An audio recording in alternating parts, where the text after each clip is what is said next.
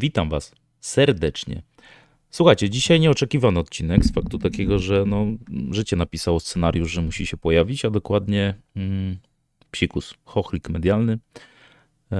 Program, którym robię postprodukcję, w trakcie renderingu postanowił sobie coś przeoczyć.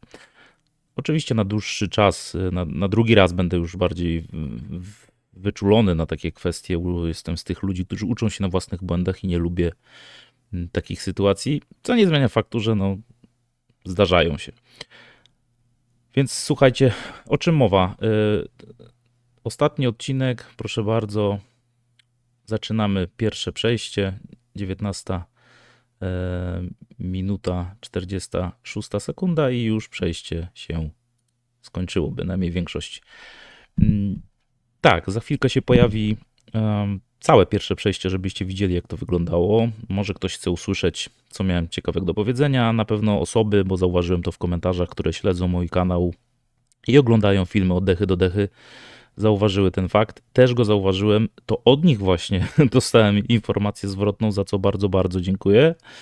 No ale też czuję się zobowiązany wobec Was, widzów, aby uzupełnić to, bo po pierwsze, może ktoś chce usłyszeć, co mam jednak nawet w tym momencie do powiedzenia.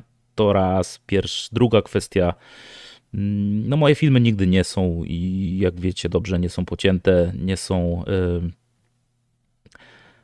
Wszystkie kwestie niewygodne, w sensie lapsusy językowe, czy jakiekolwiek inne momenty, gdy coś się zadzieje, chcę, żebyście widzieli. Chcę być wobec Was transparentny, wiarygodny i tutaj nie ma żadnych ścinek wygodnych kwestii, a niewygodne usuwane w żadnym wypadku. Mam nadzieję, że nikt nie wpadł na ten genialny pomysł, żeby tak pomyśleć, ale jeżeli ktoś wpadł, to tym bardziej powinien obejrzeć, że tak się nie dzieje. A dla tych, którzy chcieliby usłyszeć po prostu, co miałem do powiedzenia, nie ma najmniejszego problemu. Archiwum Mix, komisja śledcza i wszystkie inne działy, które wdrożyłem, oczywiście mówię w cudzysłowie, znalazły zaginiony fragment i chciałbym go jak uzupełnienie oczywiście poprzedniego filmu, nawet krótki, ale wdrożyć, więc zaraz obejrzycie jeszcze raz całe pierwsze przejście golenia jako uzupełnienie. To jest raz. Oczywiście więcej takich małych fragmencików nie zamierzam wpuszczać, bo więcej nie zamierzam takich sytuacji mieć na swoim kanale, więc następne filmy już będą pełnometrażowe oczywiście, ale dzisiaj się widzimy w niezamierzony mały sposób.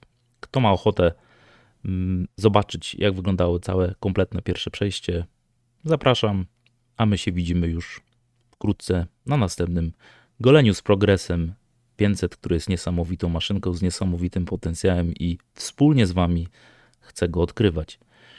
Dziękuję Wam jeszcze raz i zapraszam na mikrofilm. Trzymajcie się.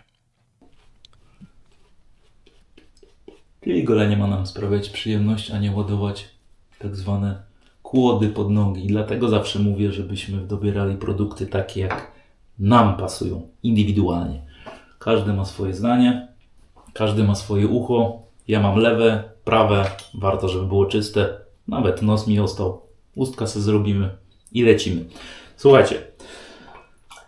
Progres, Persona Platinum, drugie ustawienie. Rozpoczniemy przygodę od dołu. Progres, czyli progresujemy. Balans, progres w życiu jest najważniejszy, a nie od razu gdzieś tam mniejsza.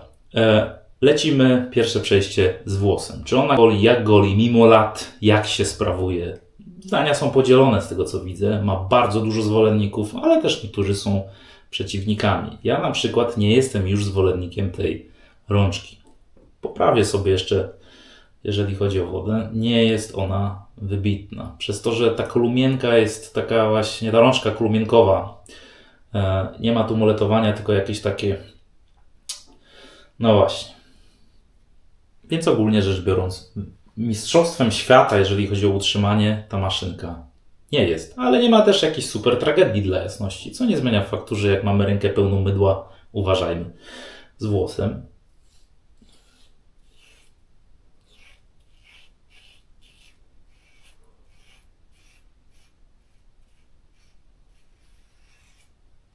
No. Z pierwszych odczuć Czuję żyletkę, ale czuję ją w sensowny sposób. Jest wyczuwalna, nie ma dramatu. Czuję, że pracuje. Ja wiem, że mając personę Platinum w progresie w większości maszynek, nie muszę się przejmować.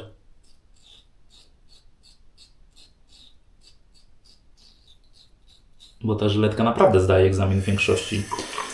I tutaj się wszystko zgadza. Słuchajcie, często gęsto, jak patrzę sobie na tą głowicę, jest ona porównywalna przez niektórych golących się z Timelessem.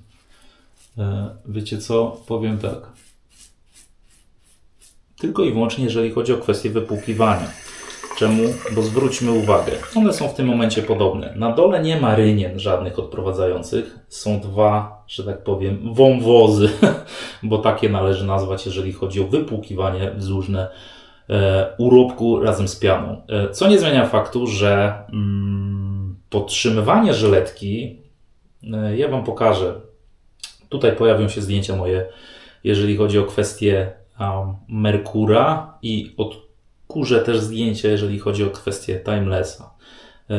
Timeless trzyma żyletkę do samego końca, na samej krawędzi praktycznie. Merkur ją podtrzymuje w głębi, więc nie. Podtrzymywanie żyletki mimo podobieństw wizualnych, jeżeli chodzi o odprowadzenie, jest inne i w tym momencie ona może troszkę inaczej pracować, więc nie sugerujmy się tylko tym, że ona wygląda bardzo podobnie. Nie. Każdy tradycyjnie golący wie, że podtrzymanie żyletki jest kluczowe i w tym momencie wiadomo, jak dana maszynka pracuje.